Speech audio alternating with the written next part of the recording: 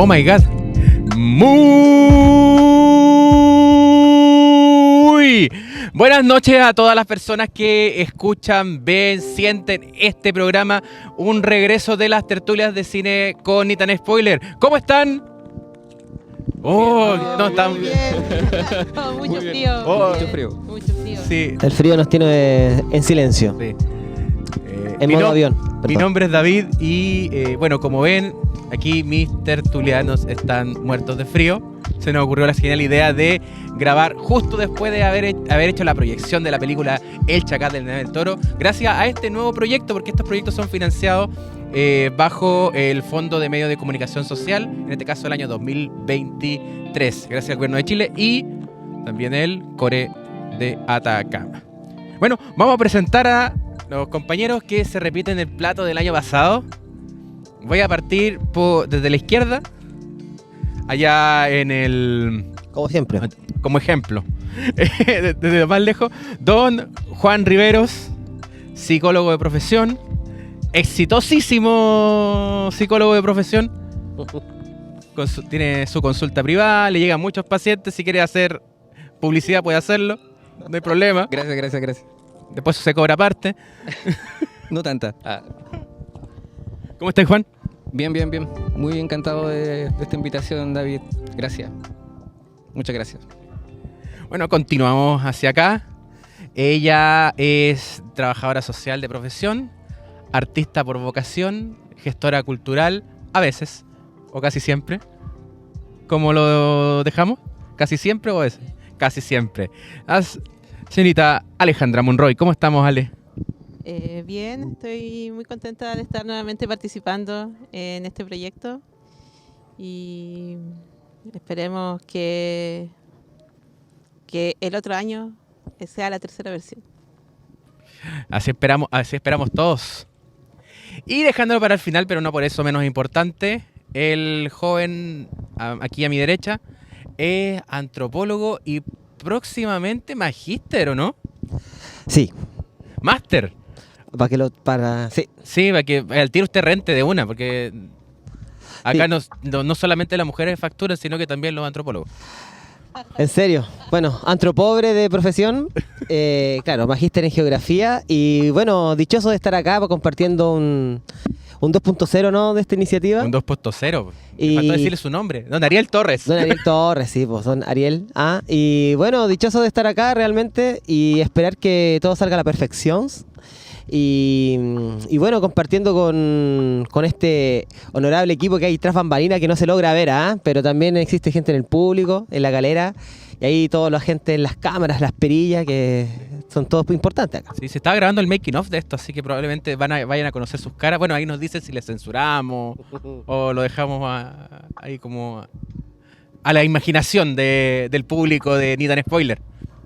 Pero bueno, para ya darle inicio a esta tertulia, este conversatorio de cine, esto como les mencionaba al inicio, está siendo grabado posterior a la proyección de la película del Chacal de Nahuel Toro. Entonces vamos antes de empezar a conversar, a escuchar una breve cápsula informativa sobre la película. Así que, don Perillas, póngale play. Nahuel Toro es una película chilena de 1969, dirigida por Miguel Litín y basada en hechos reales. La película narra la historia de José del Carmen Valenzuela, apodado El Chacal de Nahuel Toro, quien fue condenado a muerte en 1960 por el brutal asesinato a Rosa Elena Acuña y a sus 5 hijas en la localidad de Nahuel Toro, al sur de Chile. El Chacal de Nahuel Toro es una película en blanco y negro que utiliza un estilo visual y narrativo realista para retratar la vida y tragedia de sus personajes. La película es un recordatorio a un evento real que conmovió a Chile y sigue siendo relevante en la discusión sobre la justicia y violencia en la sociedad. Esta película se apoya en las actuaciones notables, en particular de Nelson Villagra en el papel de José del Carmen Valenzuela, Chenda Román como Rosa Elena Acuña, Héctor Noguera como el sacerdote, Luis Alarcón como el juez y Rafael Benavente como el abogado defensor. Volvemos a esta segunda tertulia de cine en el proyecto Al Cine con Nitan Spoiler. Le queremos dar las gracias a Alejandra González, que nos está informando sobre la película, contando un poquito los datos más técnicos de ella, y comentarles que la versión extendida de esta cápsula se encontrará en el sitio www.nitanspoiler.com para que puedan revisarla si solamente quieren ver eso, pero obviamente queremos que vean todo lo que vamos a producir. Bueno, demos entonces. Me gustaría que pudiéramos hacer primero una breve ronda de impresiones generales de la película antes de entrar ya a la conversación, al debate de ella. Por ejemplo, Alejandra, ¿qué te pareció a ti esta película?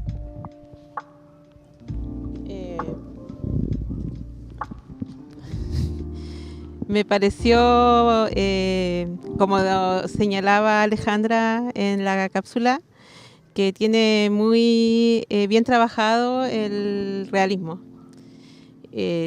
Tomando en consideración que los textos, los audios que aparecen en la película son los audios reales de todo el hecho ocurrido, y también algunas imágenes, y cómo el director lo fusionó con la ficción, me gustó bastante. Así, como que eso me llamó mucho la atención y encuentro que fue muy bien logrado. ¿Ariel? Sí, no, la verdad fue una suerte de memoria emotiva porque yo tengo la oportunidad de conocer Chillán. Es una pasada que la gente... Yo, bueno, vengo de Santiago, ¿no? Soy santiaguino, entonces siempre cuando íbamos al sur, mi padre siempre parábamos por Chillán, perdón, y para almorzar. Entonces hay una memoria emotiva importante con la película. Y también la última vez que yo fui a esa zona fue un encuentro de medios de comunicación popular ahí con la Radio Curruf, Radio Placeres, un poco nos se dieron cita, entonces hubieron muchas cosas que me afloraron en mi memoria. Y bueno, también está San Carlos, también San Fabián del Ico, ¿no? Que son localidades de ahí que también aparecen nombradas, ¿no es cierto?, en la película, y uno logra como interiorizarse en el campo chileno. Es un sector muy rural de Chile, y bueno, ahí poco a poco vamos a ir desarrollando el análisis, ¿no es cierto? Pero bien sabemos que el sector rural, a diferencia del sector urbano de estas naciones, denominadas naciones, siempre están un poco más alejadas, ¿no? Un poco más olvidadas. Existe como una suerte de instalar el espacio rural como en el baúl de los olvidos.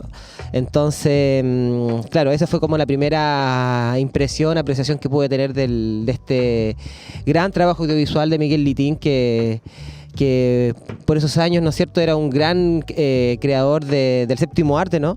Entonces, a nivel general, yo creo que podría señalar ese tipo de aspectos. ¿Juan? Sí.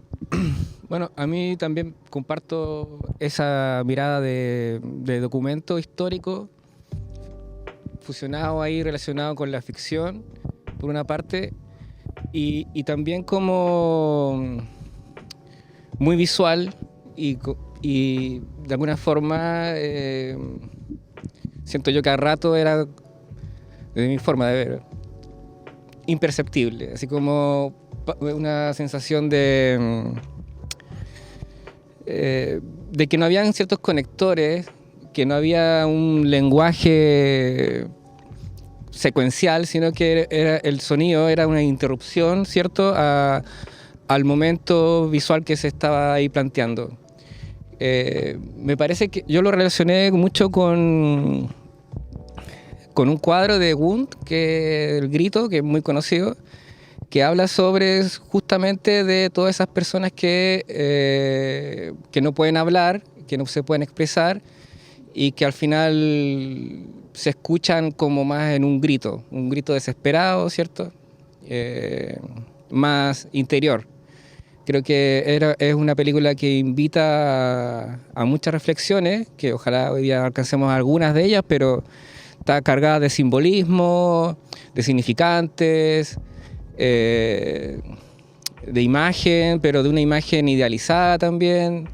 Y ahí yo creo que vamos a ir dándole a eso, ¿no? Ojalá. Sí, un poco tomando esa como imagen idealizada, me queda esto de, me gusta que es, y lo veo como un gran acierto de la película, de que el narrador sea el mismo Chacal. Mm. Sí, que el Chacal sea quien narre la historia, porque generalmente en esta mezcla entre biopic, true crime, que se da, la figura del asesino está muy embelesada. Generalmente se ve como casi romantizada. Acá hay una suerte de, y tomo lo de la realidad también, con darle quizás dimensiones a una persona, y como una persona expuesta a la violencia tiene chances de cambio, ya en lo que sucede con su paso por la cárcel, que bueno, las estadísticas dirían que sería un caso entre miles lo que le pasó al Chacal adentro. Dentro de haber estado privado de libertad, me causaba como hasta harto recuerdo el hecho de que hablaran del patronato de reos, que es una figura de la cual en los días de hoy ya no se habla prácticamente. Ya tienen otras siglas, otros nombres, y todo lo que conlleva con la familia, y como un poco toda esta figura misticista que se generó con el Chacal. En la prensa de la época hablaban mucho de la influencia que tuvo revista Caras en este asunto, en cómo forjar esta imagen un poco más matizada de una persona que comete un crimen tan salvaje para todo el mundo. Sí, yo me gustaría, claro, apelar a lo que un poco señaló Juan, ese trabajo un poco experimental que Miguel Litín plasma a nivel cinematográfico, y que también tiene que ver un poco con el nuevo cine chileno que existía en esos años, que era como un movimiento contracultural, que también no solamente tenía que ver con el cine, también estaba la nueva canción chilena, ¿no? Que estaba muy importante, lo que era Violeta Parra, ¿no es cierto?, Víctor Jara, también lo que insumaba mucho Pablo Neruda, Nicanor Parra. Entonces existía una concepción de entender la cultura como también desde un punto de vista político, ¿no?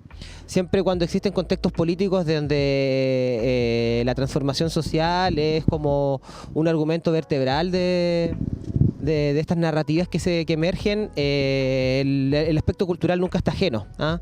Si uno busca a lo largo de la historia, siempre vamos a poder encontrar expresiones culturales que también hablan de esta transformación social, y yo creo que Miguel Litín también era un poco heredero de esta tendencia, ¿no?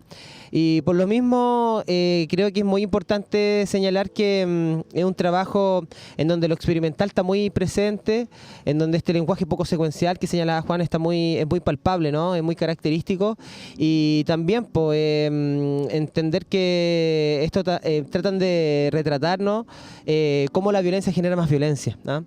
Y cómo la falta de oportunidades, cómo la injusticia social también va generando más injusticia social. Se perpetúa, ¿no?, de manera constante y profunda. Y yo creo que Miguel Litín lo logra retratar, y yo creo que también, como señalan ustedes, compañeros y compañeras, el hecho de que el propio Chacal de Nahuel Toro sea el que vaya narrando, ¿no?, esta narrativa que está como subyacente al trabajo, le da como enriquece mucho más la parte visual, como que lo va acompañando, ¿no? Yo siempre señalo que la música o el aspecto sonoro es casi un 50% de lo que tiene que ver con la película, y yo creo que en este caso no es la excepción, ¿ah? Si bien es cierto, no existe un soundtrack o una banda sonora tan protagónica, ¿no? Pero yo creo que en ese sentido es el relato de Chacal de Nahuel Toro el que va como acompañando siempre este trabajo audiovisual, y le da como una identidad importante a lo que tiene que ver con el trabajo.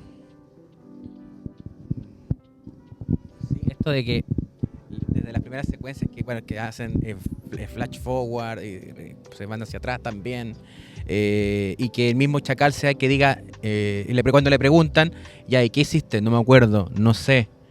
Y que también esa parte de la película está narrada de manera muy confusa. Y creo que es adrede el hecho de que sea de esa manera, hasta después que pasa la etapa de la educación. El que sea tan como brusco le da ese peso. Ese peso, claramente. Claro. Sí, hay una parte que comienza con el olvido, ¿cierto? O sea, el relato del personaje parte desde los 6 años en adelante, ¿cierto? Y de ahí se va configurando cierta memoria.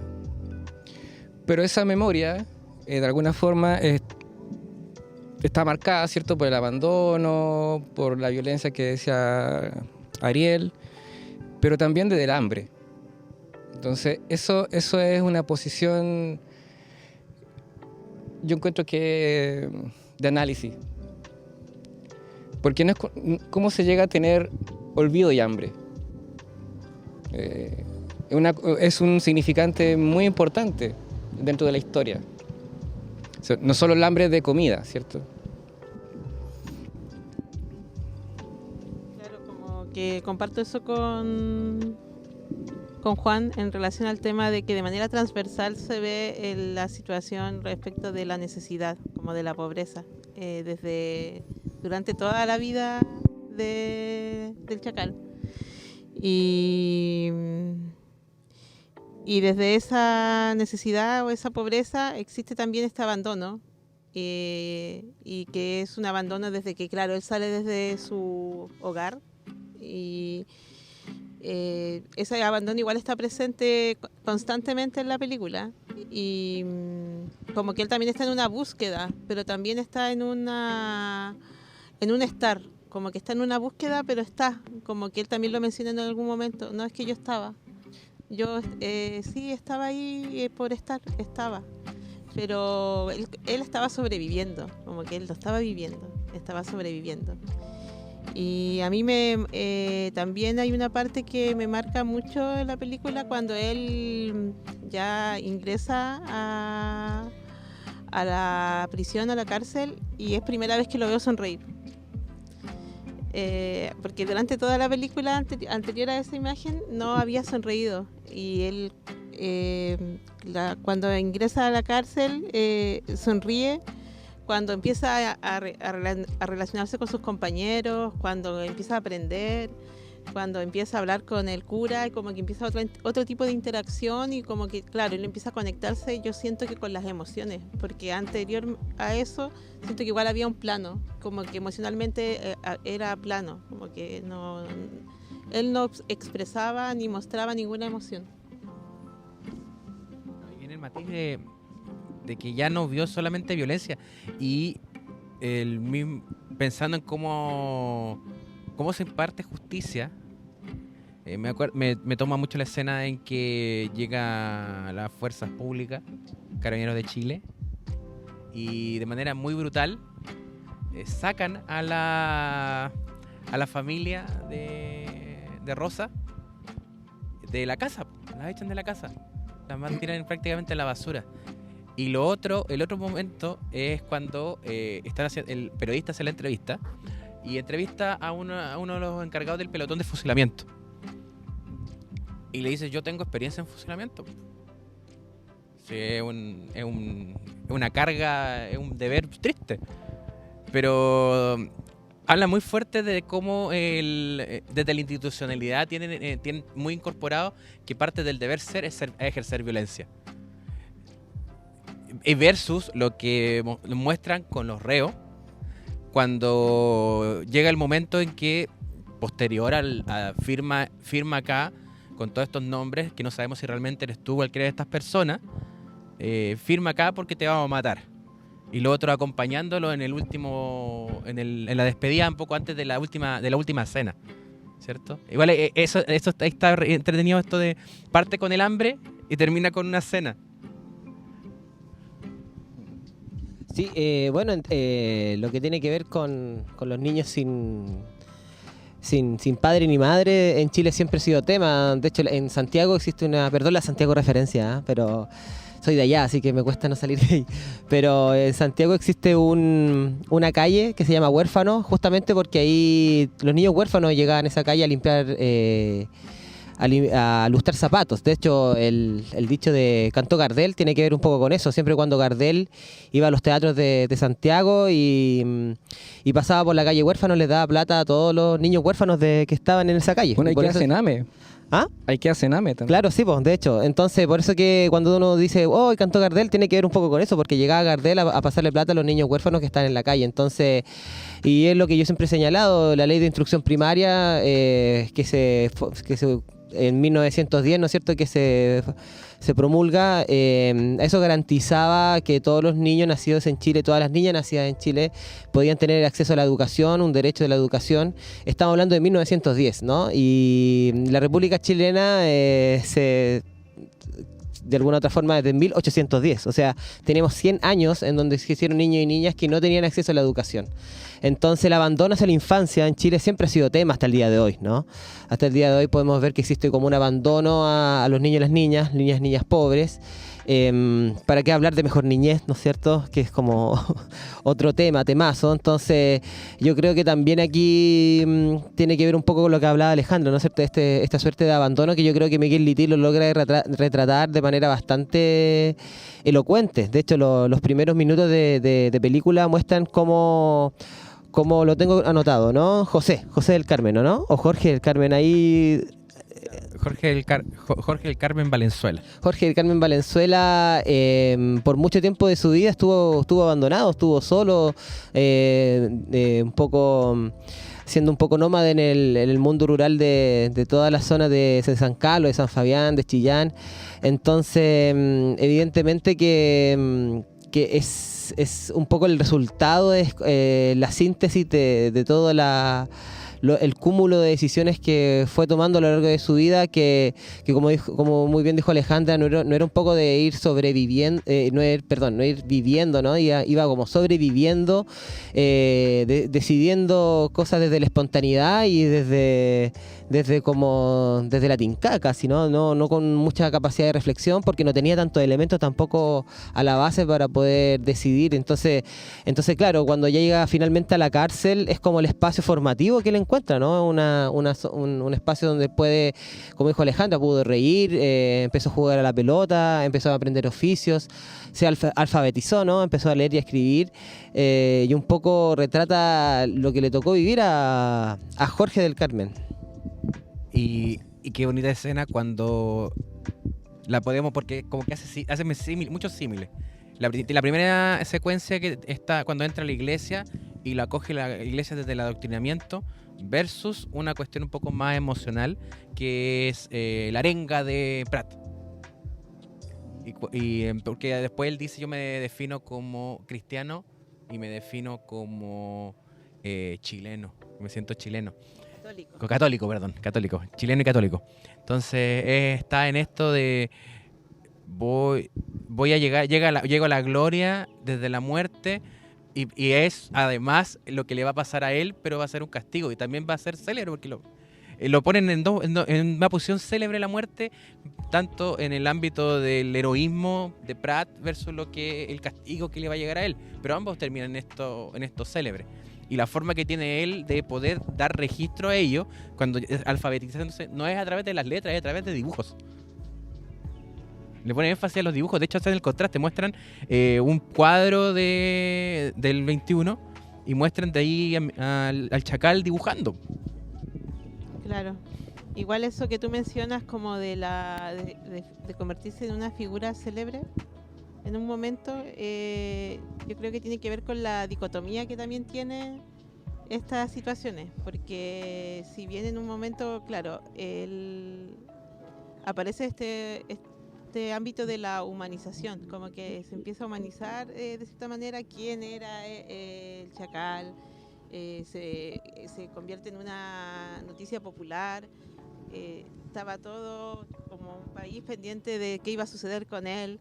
También personas que abogaron para que él no fuera fusilado. Y por otra parte también estaba esta otra parte que él de cierta manera igual tenía que recibir un castigo por lo que había hecho, y él también en un momento el cura lo menciona, que estaba claro de que él tenía que recibir un castigo. Entonces, pero al conocer esta otra parte de cómo había sido su vida y de conectarse con la parte humana del chacal, es que las personas también abogan para que él no sea fusilado y que reciba una pena o un castigo que ya tendría que haber sido la cadena perpetua. Pero va desde ahí, yo siento que que se haya convertido en figura célebre tiene que ver con esta parte humanizada, como el humanizar y el conocer la historia de esta persona. Qué cruel es entregarle dignidad a alguien y quitársela. Y creo que ahí está un poco esto del el por qué termina, bueno, desde lo popular, la tumba del Chacal es muy visitada, es prácticamente una animita. También han recibido ataques y de hecho si uno ve las fotos, que las van a poder ver en la cápsula, más adelante, en nuestro sitio. La cápsula, la animita, perdón, la tumba está como quemada y llena de flores, de regalos, de presentes. Una figura como muy anímica, ese espacio. Entonces a mí me queda dando vuelta esto de cuál es el objetivo que tenemos con la justicia. Porque queremos que las personas que cometen un delito solamente paguen el dicho delito, porque si fuera por ello, ¿cuál es la proporcionalidad de un delito como el asesinato? ¿Cuál es la proporcionalidad de la violación? ¿O pretendemos otra cosa con la justicia? Los centros penitenciarios deberían ser centros de rehabilitación.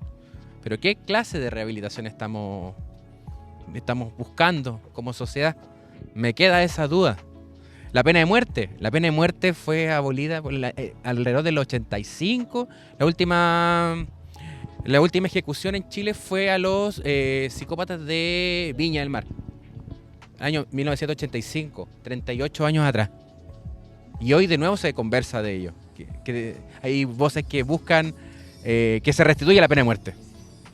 Entonces, quiero tirar aquí al panel un poco, conversar sobre cómo vemos la justicia y cómo aplica ello. Sí, no, yo creo que hoy en día ha vuelto como esta efervescencia por reinstalar la pena de muerte. Estamos viviendo hoy por hoy vientos, ¿no es cierto?, donde la derecha ha logrado instalar ciertos elementos que tienen que ver por la seguridad, ¿no es cierto?, con todo lo que tiene que ver con el Tren de Aragua, ¿no? Pero, por ejemplo, si nosotros empezamos a analizar y hilar más fino lo que tiene que ver con los fenómenos de la delincuencia, tiene que ver un poco con la injusticia social, ¿no? Que la justicia penal nunca va a poder abordar la injusticia social, son elementos distintos. Simplemente para poder ejemplificar, aquí yo tengo un torpedito, pero los anillos de la delincuencia empiezan a los 9 años, ¿no? Existen algunos sectores de Chile donde los niños y las niñas a los 9 años son los sapos de los microtraficantes, ¿no? Se ponen en la esquina. Entonces, si ven a carabineros, si ven a la PDI, empiezan a jugar a la pelota y eso significa que llegaron los pacos, entonces hay que emigrar. A los 9 años, ¿ya? A los 11 años ya empiezan a ser soldados, empiezan a tener ventas empiezan a ser microtraficantes, son soldados de los que tienen de alguna manera el control de la venta, y ya a los 15 años pasas a estar un poco más inserto, ¿no es cierto? Más inserto en la cadena delictual, en la cadena del microtraficante y en algunos casos de la cadena del narcotraficante. Y ya entre los 15 y los 16 años ya eres parte de la parte más operativa, ¿no? De la parte más pensante. Empiezas a hacer nexo con otros narcotraficantes de otros territorios. Entonces, claro, cuando hoy en día yo he podido escuchar muchas veces, no, es que hay que matarlos a todos, que bueno, ese matarlos a todos empezó con un niño de 9 años, con una niña de 9 años que empezó en esta como cadena, ¿no? En esta red de microtraficantes, de lo que estamos hablando de la delincuencia. Entonces hay que verlo como una perspectiva mucho más amplia, y un poco lo que también pasa con esta película, con el Chacal de Nahuel Toro, donde su abandono empezó de manera muy temprana. Y es por eso que muchas veces pasa que hay personas que creen que muchas personas piensan que hay personas que nacen como con el gen del delincuente, ¿no? Como que es una herencia genética, claro, casi como mi color de piel, mi tipo de pelo, yo lo voy heredando genéticamente y parece que la actitud delictual es un poco lo mismo, ¿no? Entonces eso tiene que ver con que se está teniendo como un análisis muy superficial, ¿no es cierto?, muy tendencioso por la derecha y también por algunos sectores de la antigua concertación, ¿no? Entonces tenemos que entenderlo que esto es una problemática mucho más profunda que tiene que ver con otro tipo de elementos, términos culturales, educacionales por sobre todo, y que finalmente las políticas públicas no están dando respuesta, que es lo lamentable, ¿no? Que no podemos llegar a poder abordar este tipo de injusticia social, insisto, que están en buena parte si a mí me apuran. Esto ocurre en Caldera, ocurre en Atacama, ocurre en Chile, ocurre a nivel latinoamericano y si no mundial. Entonces también es un aspecto a considerar que yo creo que Miguel Litín ya en el 60 también lo retrataba, ¿no? Esta mirada mucho más crítica, mucho más ese análisis mucho más profundo que hay que tener sobre estos fenómenos.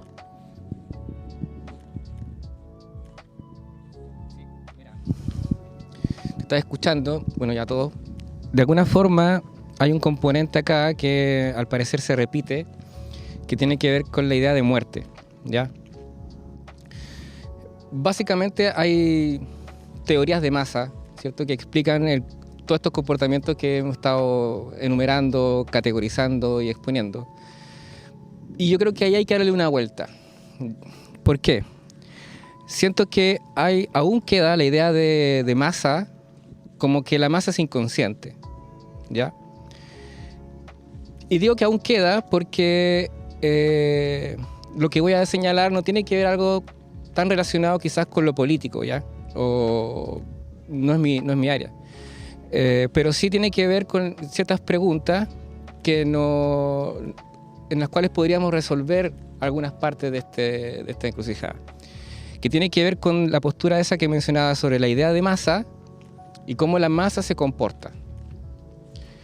Le-Bron, un tipo anterior a Freud, ¿cierto?, que sostenía que la masa era inconsciente y que básicamente seguía impulsos, ¿ya?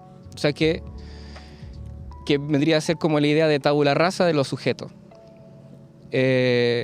Bueno, ante eso no había mucho que decir hasta cuando Freud dudó un poco de esta idea de masa inconsciente y lo lleva más hacia la idea de las conexiones que hemos estado tratando de desarrollar entre individuos, ¿cierto?, y otros. Entonces él halló un componente que era fundamental para entender la teoría de masa, que era justamente lo contrario. Esa característica inconsciente de la masa es una excepción. ¿Qué quiere decir eso? Que cuando la masa llega a ser inconsciente es solamente una excepción dentro del orden, ¿ya? De lo que entendemos como por normalidad. Y ahí se conjugan dos tipos de masa. Insisto, esto era para psicoanálisis antiguo, ¿ya? Que una que era la masa efímera, una masa de tipo efímero, y una masa de tipo artificial. La masa hemífera tiene que ver con grupos sociales en los cuales se juntan para un partido político, también como para el Estado, pero también sobre todo cuando hay barras bravas, ¿cachai? O grupos que no tienen un líder, básicamente, ¿ya? Y por otro lado están las masas que son artificiales. Las masas artificiales para Freud son la iglesia, la religión, bueno, el Estado que conocemos hoy día, y todos aquellos que el ejército, lo que hablaba un poco David, ¿cierto? Son masas artificiales. ¿Por qué digo esta especie de introducción? Porque es bueno señalar de que para entender un poco la teoría de masa ya no se puede hablar sobre un sujeto, sino sobre la relación del sujeto con los otros. Y cómo esa separación hace de que hayan grupos que se mantienen más que otros, ¿ya? Dicho así, la iglesia o todas las instituciones que arman lo que llamamos realidad, de alguna forma, son masas que han estado a lo largo de todo el tiempo, versus masas que saltan como movimientos para contradecir, ¿cierto?, que son excepciones a esta masa tradicional, pero que es artificial. ¿Cuál es el componente de esto? Es que la masa artificial es tan inclusiva en un sentido bien práctico porque es fraternal. Dentro de la religión, dentro del ejército o de las instituciones más sólidas, hay una fraternidad, hay una especie que tiene que ver con un amor, ¿ya? Pero esto no es el amor romántico, ¿ya? Saquemos el amor romántico de acá y tiene que ver con una especie de amor en torno a la empatía, a lazos, a conexiones, ¿cierto? Pero esas conexiones que se logran y que son muy... O sea, por ejemplo, alguien que está en uno de estos tipos de masas artificiales jamás iría en contra de un líder, ¿ya? Se adora al líder, ¿cierto? ¿Cuál es el problema de estos tipos de masa? Que no aceptan otro grupo. O sea, son muy fraternas, muy empáticas entre ellas, pero cuando surge un grupo que es distinto, se le trata como se le trató al chacal. ¿Por qué pasa eso? Porque hay una relación con la muerte, como hablábamos recién, pero no es la muerte final, sino como la sensación de pérdida, el límite. ¿Por qué digo que esto no es político ni moral? Porque tiene que ver con la concepción de cómo la sociedad, ¿cierto?, ya no hace una forma de observar, sino que es en la sociedad. Esta idea podría proponer, por ejemplo, de que la sociedad es en sí un conflicto. Y todos los que estamos dentro de esa sociedad vivimos conflictuados. O sea que vivimos en una constante pérdida. Cosa que no es muy común hoy en día. Hoy en día no se habla a partir de la pérdida, ¿cierto?, sino de un deseo sin límite. Bueno, eso trae consecuencias, porque lo que recién hablaba sobre los movimientos sociales, por ejemplo, que son un estado de excepción, pierden. Pierden porque se sienten excepcionalmente apartados a las instituciones artificiales, ¿ya? Porque, acá termino. El tema con eso es que el amor que hablaba puede notarse que puede ser así como una especie de ideal nuevo, pero al final no tiene que ver tanto con un ideal. Porque, por ejemplo, las personas pueden seguir a un líder y no compartir todas las ideas de este líder. Basta que le haga sentido una, y aunque no sea ni buena, para seguirlo. O sea, no importa que sea corrupto, no importa que sea un asesino, no importa nada. Lo que importa es solo agarrarse de una idea en la cual tú te sientas identificado con eso. Y eso marca algo. Cuando estabas diciendo eso, me acuerdo de hace un par de meses atrás, cuando ganó el rechazo, salieron varias encuestas, y una de las que me llamó la atención era el tema de la Cosa Nostra. Y ellos mencionaban cómo estaba compuesto el votante republicano. Y el votante republicano no comparte las ideas republicanas. Estadísticamente era el ex Concertación que quiere volver a los 30 años. No era el ideal que tenemos en la figura de Kast, ponte tú. No, era otro. Era uno que siempre ha estado entre nosotros. Y eso es como un apéndice nomás para un poco tomar lo que estaba comentando Juan. Los espacios, por ejemplo, a los niños, los espacios de participación un poco desde esta masa artificial son sumamente limitados y tremendamente cuadrados. O sea, tenemos los centros de estudiantes, tenemos los consejos consultivos y si se me escapa alguno me dicen, la ley de responsabilidad penal del adolescente. Y uno de esos tres es un castigo. A portas del cambio en la estructura del trabajo de infancia que va a ser este nuevo servicio de reinserción social, ¿cierto? Y los otros espacios para los cabros chicos, ¿Dónde están? ¿Por qué porque si vemos aquí en Caldera, los espacios que se toman los niños desde la sociedad civil también son bastante limitados? El Chacal estaba en el Chile profundo, que se le llama, donde hay una casa lejos de otra y es difícil este proceso de interacción y este proceso de tejido social. Las problemáticas de seguridad han hecho que las casas, antiguamente las personas podían y se juntaban mucho entre vecinos, pero con esta idea de que la seguridad está fuerte, que necesitamos asegurarnos, que tenemos que protegernos de un otro, siempre hay un otro que nos quiere hacer daño, siempre hay un otro las casas empiezan a aparecer, estas rejitas que tenemos acá, que no son tan, que algunas son bonitas, pero simbólicamente no las vamos a mostrar porque vamos a desconfigurar la cámara y Don Perilla se puede enojar.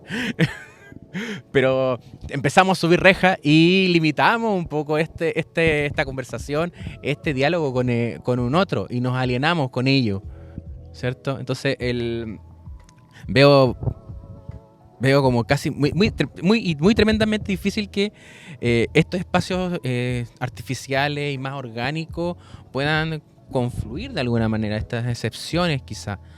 ¿Sí?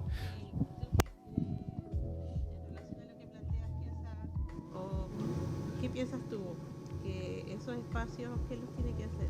¿O qué los tiene que crear? Esos espacios para los niños o para ¿quién tiene que construir ese tejido social? Es que si partimos de la base de que el solo hecho de estar conversando lo de quién debe crear es una idea, hay un adultocentrismo de base. Porque nosotros somos nosotros los que nos estamos cuestionando esto.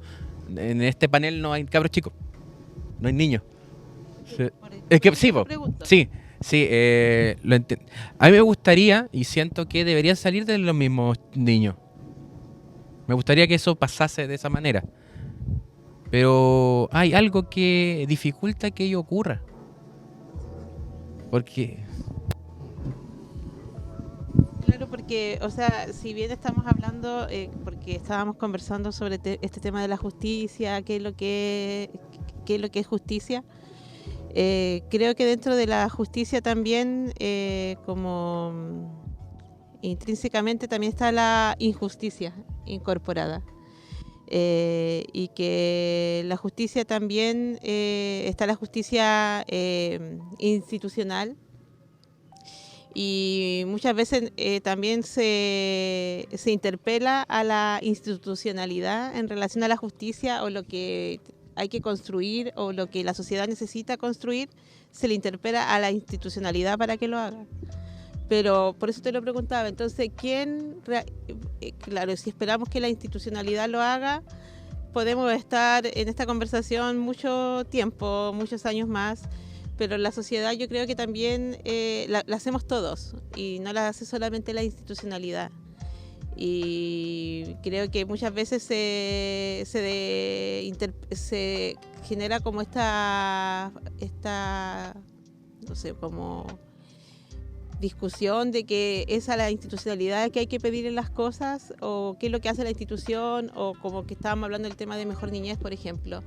Pero la sociedad igual tiene una responsabilidad en relación a lo que sucede, o por qué ocurren estas situaciones, o por qué hay violencia, o por qué ocurren estas situaciones como hablábamos recién del Tren de Aragua, o de los niños del Sename. La sociedad también, nosotros tenemos una responsabilidad ante eso. Puede ser, no sé, porque hacemos vista gorda, somos más individualistas, entonces nosotros también influimos dentro del tipo de justicia que tenemos también.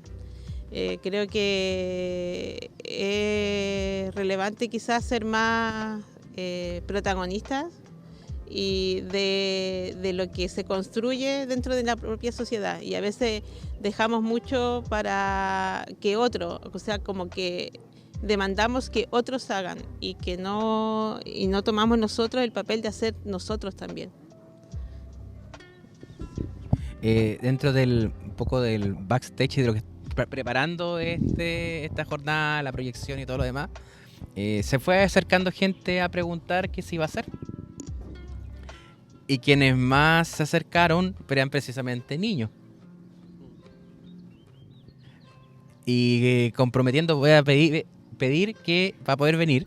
Y nosotros, adultos, estábamos ahí ya, pero van a ver algunos cortos y van a ver cápsulas que son como para todo público y con el miedo de esto es para adultos, lo que vamos a hablar. Y al rato después llega una de las niñas que estaba conversando de esto, o sea, que estaba preguntando de qué se trataba, y llega con la mamá, y fue justo para el clímax de la película. Entonces, cuando se le dice al chacal que va a morir, y ella, entonces lo van a colgar. Metida de la idea de y que la muerte está desde los juegos infantiles, tenemos el tema del quemado, del ahorcado. Al tiro, lo vamos a matar, entonces lo vamos a ahorcar. Esta como visión como medieval de que nuestra forma legal chilena de matar era mucho más cruel que esa visión medieval que era. Claro, lo que pasa, creo que más grupo necesita un sacrificio.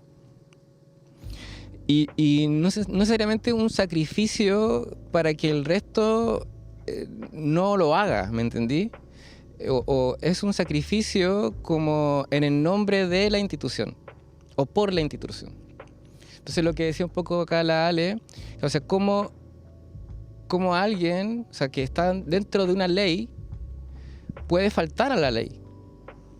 O sea, porque no necesariamente somos sujetos ante la ley, somos de ley.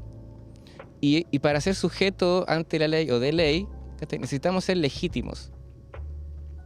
Y ahí está el tema. ¿Qué nos hace ser legítimos y qué no? ¿Qué violencia es legítima y qué violencia no es legítima? Porque si recién hablaba de amor, el otro componente del amor es el odio, ¿cierto? Porque el amor es una magia. También, entre muchas otras cosas. Pero básicamente tiene que ver con esto de necesidad de un poco de ganarle a la muerte, ¿ya? De que los grupos o las personas pueden trascender y estar un tiempo más juntos, ya, para poder lograr cosas. Creo que en ese punto el deseo jamás es individual. El deseo siempre es a partir de otros. Bajo esa concepción, uno podría llegar un poco a situar el tema de la infancia como la primera pérdida. O sea, en la infancia se juega algo con los otros. Y si bien estoy de acuerdo que ese espacio tiene que ser propuesto, o sea, fomentado, de alguna forma ya está dentro de los sujetos. O sea, no sé si necesitemos de tanto para poder enseñarle a alguien, en este caso como el chacal, que el deseo nunca es individual, que siempre es o colectivo o conecta con otras cosas, que es subjetivo, pero que también tiene límites.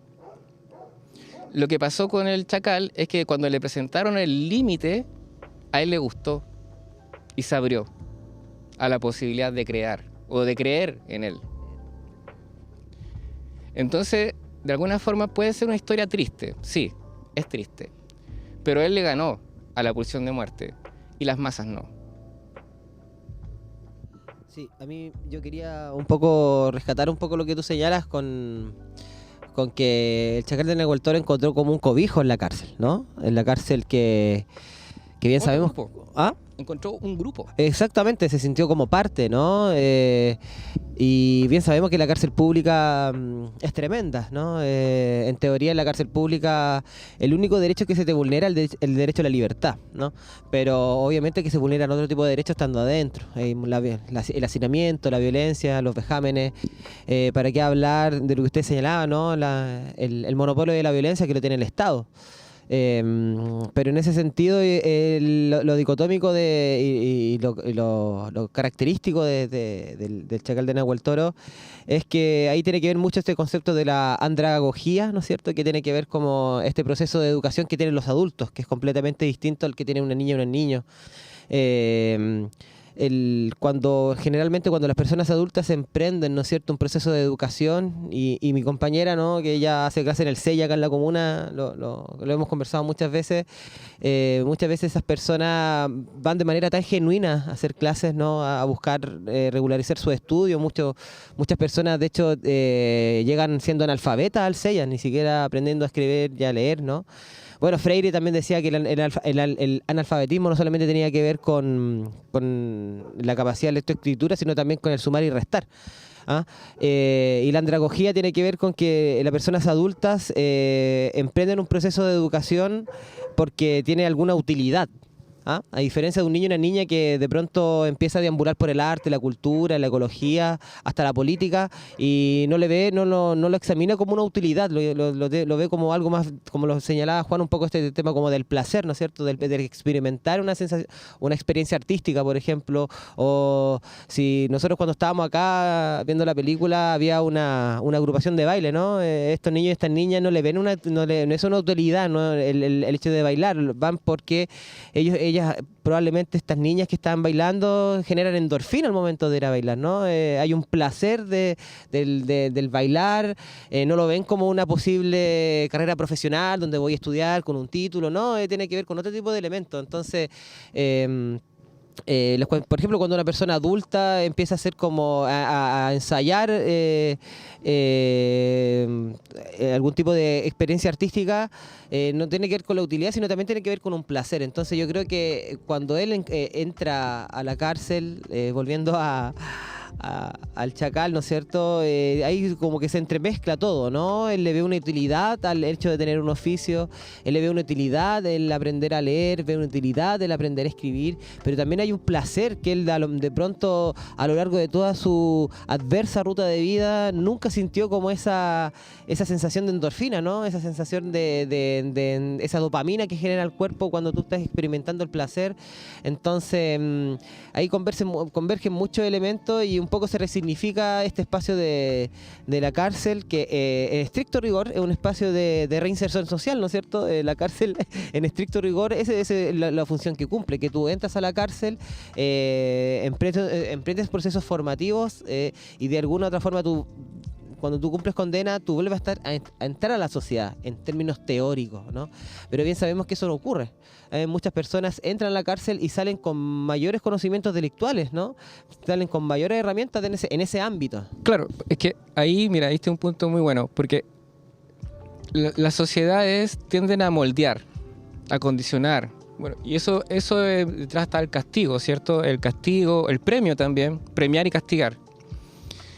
Pero si lo que tú dices es real, y yo también lo siento así, la construcción de lo real y de lo social en lo social y en lo cultural vendría a ser como una forma de los no saberes. Como dijo un poco la Ale recién, es como que el Chacal tenía una parte del no ser. O sea, soy y no soy. Ahí hay una ambigüedad. Entonces, en esa ambigüedad del ser, del no ser, del conocer, del no saber, nos jugamos algo que es muy importante. Y creo que socialmente estamos demasiado en el saber, hoy en día, en la posición del saber, la opinión, saber, el conocer, y eso a la larga es control sobre justamente el deseo de los otros, o la demanda, el reclamo de que alguien pueda sentir de que la norma, la ley, o la sociedad, o la cultura le está dañando. Entonces, claro, se juega algo ahí, pero se juega algo muy importante en los no saberes. Y entonces hay que preguntarse cuáles son los sujetos socialmente que están ocupando esa parte del no saber, donde no llega el lenguaje normal. Considero igual que, como dice Juan, en el no ser y el ser, el Chacal en la cárcel, él se sintió que era una persona, que era un ser humano, y creo que también empezó a crear vínculos, porque anteriormente, como dentro del contexto de la película y la historia, él no había un vínculo, no tenía un vínculo con otras personas. Quizás con esta mujer que encontró en el camino y con sus hijos, se sintió quizá reflejado, porque vivía la misma necesidad y la misma condición, pero no había un vínculo, sino que la juntó la necesidad. Pero en la cárcel creo que él generó vínculos. Para mí, desde mi visión, considero incluso que él se sintió en familia. Él sentía que estaba en una familia y que el cura él también se convirtió como en un guía para él. Era un guía, era como un padre. Ahí está el líder, pues. Sí, es que él era el rey de los gitanos. Entonces, obviamente era un líder. ¿Qué era Melquiades? No, sí. Quería tomar algo que esto de sentirse en... la película se pone sumamente juguetona desde que está en la cárcel en adelante. Porque no solamente en el primer momento, como decía la Ale, que aparece la risa, sino que también aparece el humor en la película. Y es un humor muy cáustico, muy oscuro. Mi escena favorita de la película, de hecho, es un chiste, que es cuando el chacal empieza un fotograma y él narra a través de esos fotogramas, posterior a la entrevista que le hace el periodista, y dice, aquí estoy sentado, aquí me van a disparar, y sale así riéndose así, con la sonrisa más grande que trae en la película, aquí van a disparar, así me van a poner, así me van a poner cuando me maten, versus cuando realmente lo matan y le dice, yo quiero morir como un hombre. Sí, hay algo simbólico ahí. ¿Cierto? Sí. Porque si la lógica de la película es otorgarle conciencia a alguien, ¿cierto? Porque a ver, el proceso para obtener conciencia es lectura, escritura, ¿cierto? Claro, el tema es que, de nuevo, el saber de todos se construye a partir de que leímos y escribimos a una etapa de la vida, en una etapa de la vida. Y eso es un ejercicio que es constante. O sea, el aparato psíquico sigue leyendo y sigue escribiendo, aunque ya no se le obligue a hacerlo, ¿ya? Claro, aunque no se le estimule, ¿ya? Y eso está muy bueno porque en lo simbólico, cuando ya se adquiere conciencia a partir del dolor, pérdida, ¿cierto? O sea, Chacal se hizo consciente a partir del dolor.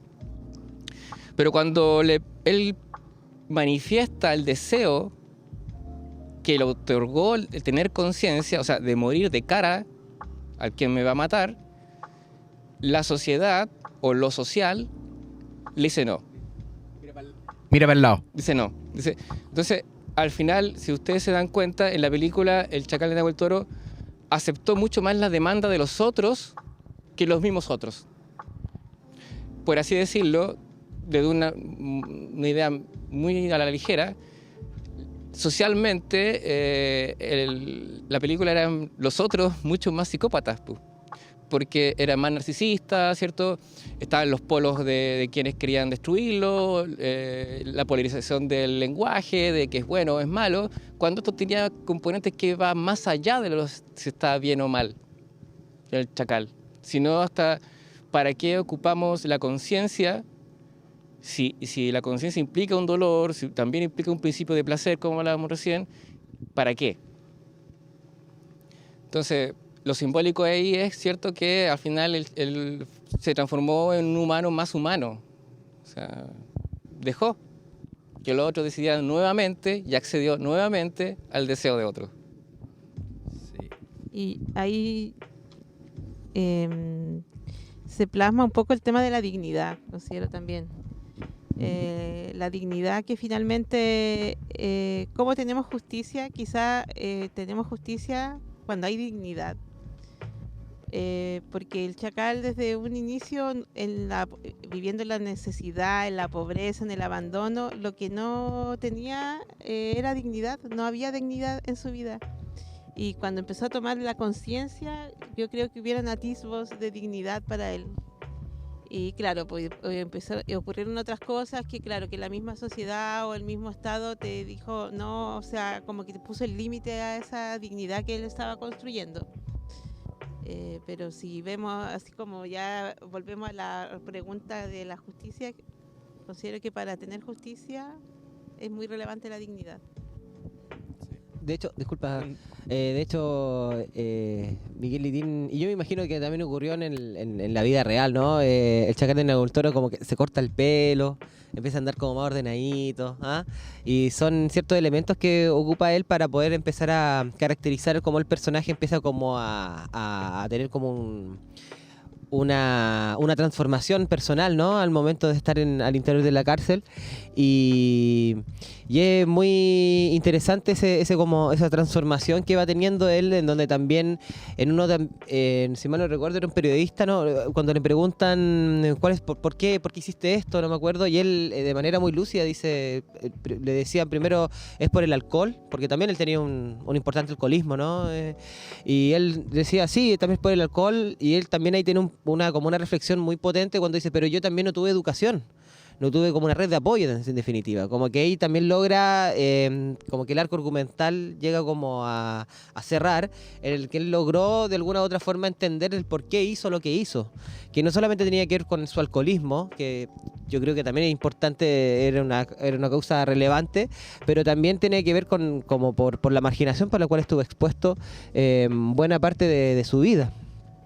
Sí, igual tiene, siento que la mejor forma de graficarlo eso es lo abrupto del cierre de la película. Porque la película ni siquiera era un fade, no, fin. Y termina en fin.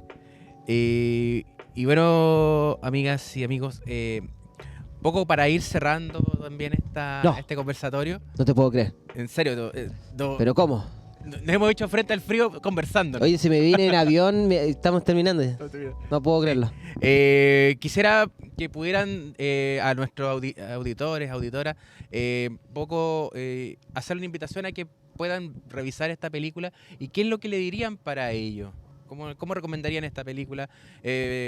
Pensando también un poco en cómo lo que se veía en el 60 se está graficando también en algunas cosas en nuestro 2023. En lo personal yo creo que para poder enfrentarse a esta película, este trabajo audiovisual del séptimo arte, yo creo que de partida hay que un poco despojarse, desaprender de cómo se trabaja hoy día el cine, ¿no? Es sustancialmente distinto a cómo se trabajaba en esos años. Creo yo que hoy día que estamos inmersos en esta efervescencia de los superhéroes, ¿no? Entendemos que casi Martin Scorsese decía, ¿no? Que las nuevas generaciones piensan que el cine es sinónimo de cine de superhéroes. Entonces hay que entender que el séptimo arte es tan amplio, es tan extenso, que existen otras formas de hacer cine, y Miguel Litín en esos años también trataba de tener lo que yo reitero cuando empezamos esta conversación, como esta lógica más experimental de hacer una creación cinematográfica. Entonces yo creo que hay que como que adentrarse en entender de que esta no es una creación audiovisual moderna, que tiene que ver, que se remonta a la década del 60, un contexto social particular de la historia chilena, donde habían grandes cuestionamientos al orden social, y ahí un poco hay que entender también la película, y también empezar a reflexionar lo que hablamos en un primer momento, lo que tiene que ver con la injusticia social. Yo creo que es fundamental el poder empezar a analizar cómo nosotros entendemos la justicia social, la injusticia social, qué tiene que ver con la justicia penal, la injusticia penal también, que son conceptos que si bien es cierto dialogan, pero son sustancialmente distintas. También empezar a abrazar un poco estas lógicas de lo que entendemos por lo rural, por el campo, que son aspectos territoriales que están un poco olvidados, ¿no? Yo creo que la urbe un poco genera este olvido, ¿no es cierto?, de lo que tiene que ver con el campo chileno. De hecho, yo tuve la oportunidad de hacer mi práctica profesional y mi tesis en Petorca, ¿no? Y se le dice el patio trasero de la quinta región, ¿ah? Porque todo se concita en Viña del Mar, Valparaíso, pero también existe un mundo rural, insisto, Petorca, Cabildo, la Ligua, Cabildo y Petorca, que es también un sector olvidado. Entonces también Miguel Litín como que logra traer a colación un aspecto que está sumamente olvidado, que es el campo chileno. Yo creo que con eso yo creo que hay que enfrentarse a ver esta película. Bueno, por mi parte, que se dé la oportunidad de ver cine chileno. cine realista que concientiza, que busca concientizar, que muestra conflictos y problemáticas sociales que, a pesar de los años 60 que ocurrió esta situación, sigue sucediendo y se siguen suscitando estas problemáticas, y quizás con distintos matices, pero siguen ocurriendo, y es una película para reflexionar. Es una película que tiene que ver con la mente abierta, porque igual genera espacios bastante dicotómicos, y hay que sentarse y dejar un poco de lado los juicios para poder verla y ser objetivos al momento de analizarla. Creo que es una muy buena película, recomendable, así que atrévanse y véanla, que no se van a arrepentir. Bueno, yo, a ver, comparto con mis compañeros cómo perciben ellos la película, el cine chileno. Yo creo que en general el cine pone como en claro el malestar de la cultura, ¿cierto? Que en el fondo es en donde he ido desarrollando yo lo que he hablado hoy día. Y el malestar de la cultura vendría a ser como lo que nos aqueja hoy en día como individuos sociales, ¿ya? O sea, el que esta película siga siendo significativa es porque no le hemos dado un corte. Ese corte que decía del final no está. Entonces, para que hayan espacios, como decía la Ale, como decía Ariel, necesitamos cortes de realidad. Puntos de conexiones en donde poder situarnos para poder seguir. Sin eso, vamos a transformar siempre el lenguaje en algo ontológico en que volvemos a hablar de lo mismo. Se cita un punto, se establece ese punto y se deja, se pierde. Eso. Yo lo que me gustaría como un poco dejar, y hablar de cine chileno trae muchos estereotipos, y uno de ellos es que todo el cine chileno es sobre dictadura. Esta película es predictadura, pero si un poco recogemos los tópicos, no son tan distintos. Porque el cine de dictadura siempre habla sobre esto como que mencionaba Juan, son temas que siempre están y que no se les hace corte, y por algo resurgen y van a seguir resurgiendo. Así que invitarlos a que vean esto es también hacer un acto de memoria, es un acto de comprender cómo cómo ha devenido nuestra sociedad chilena, y un poco lo que también pretendemos desde este proyecto de Al Cine con Nitan Spoiler, que va a tomar un poco otro tópico importante en la próxima jornada, que va a ser el día 21 de octubre, acá mismísimo, este mismísimo espacio. Post 18 de octubre. Post 18 de octubre. Ojo. Ahí vamos a ver qué va a pasar. Post 18 de octubre vamos a revisar cine relacionado con género, cine antiguo. De hecho, una película, el montajista de esta película de Chacal Nahuel Toro es el director de la obra que vamos a revisar el día 21 de octubre, que se llama Aborto. Y el aborto, créanme, que no es lo importante de la película. Se los adelanto. Así que eso vamos el 21 a hacer la invitación en este mismo espacio, al ladito del SECOF. E invitarlos también a que nos sigan en todas nuestras redes sociales, en Facebook, en Twitter, Instagram, o que ahora X, Twitter se llama X ahora también. No sé. Bueno, en eso. Y también nuestras redes de video en Anchor, Spotify, Google Podcast, Apple Podcast, Evox, YouTube. En Errols. Pronto. Errols, Discotech Errols. En nuestra página web www.nitanespoiler.com. En Blockbuster. En Netflix, en todos lados vamos a estar. Agradecerle aquí a Juan, a Lale, aquí a Ariel, a Don Perillas, que podemos decir su nombre, no. Sí, al Sebaya, Benja, Nelson, Ale, a la Vale, a Gonzalo, que deberían canonizarlo. a Lucas, allá a todos y todos los que están acá muriéndose de frío, pero impertérrito acá viendo este programa llamado Tertulia de Cine con Nitan Spoiler en el proyecto Al Cine con Nitan Spoiler, financiado por el gobierno regional y el gobierno de Chile, Core y el gobierno de Chile. Esto ha sido todo por el día de hoy. Nos vemos en breve. Show.